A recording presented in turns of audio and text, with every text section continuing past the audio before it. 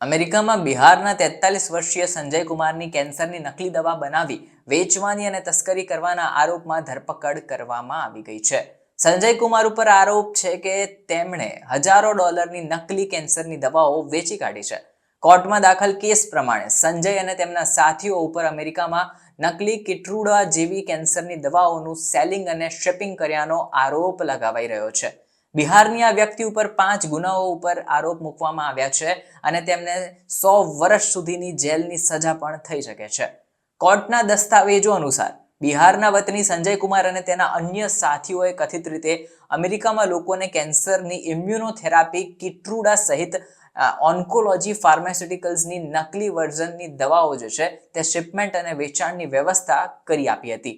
સંજય કુમાર ઉપર નકલી દવાઓની હેરાફેરીનું આખું રેકેટ ચલાવવા સહિતના 4 ગુનાઓ જે છે તે દાખલ છે. એમાં આરોપ લગાવાઈ રહ્યા છે કે તેમને આ તમામ પ્રોસિજરમાં એક લીડરની ભૂમિકા ભજવી હોઈ શકે છે. અમેરિકામાં ઇમ્યુનોથેરાપીના 19 પ્રકારની કેન્સરની સારવાર કરવામાં આવે છે. આ દવાને બનાવવાનું અને ડિસ્ટ્રીબ્યુશનનું કામ માત્ર મર્ક શાર્પ એન્ડ ડોહમે LLC દ્વારા જ કરાઈ શકે છે.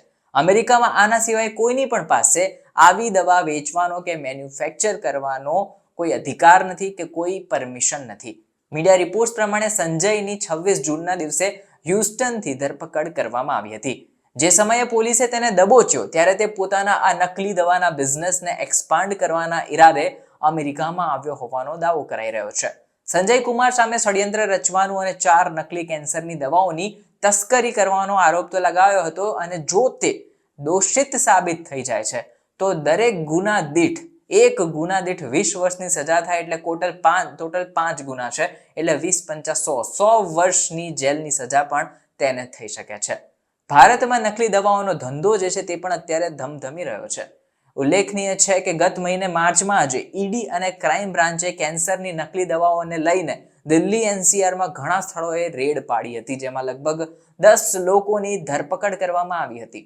પ્રાપ્ત થતી માહિતી પ્રમાણે આ દરોડામાં પકડાયેલા આરોપીઓ દિલ્હીની અલગ અલગ હોસ્પિટલમાં ઓન્કોલોજી ડિપાર્ટમેન્ટમાં કામ કરતા હતા. એટલું જ નહીં, તેઓ બારોબાર દર્દીઓને નકલી દવા પધરાવી દેતા હોવાનો પણ આરોપ લગાવાઈ રહ્યો છે.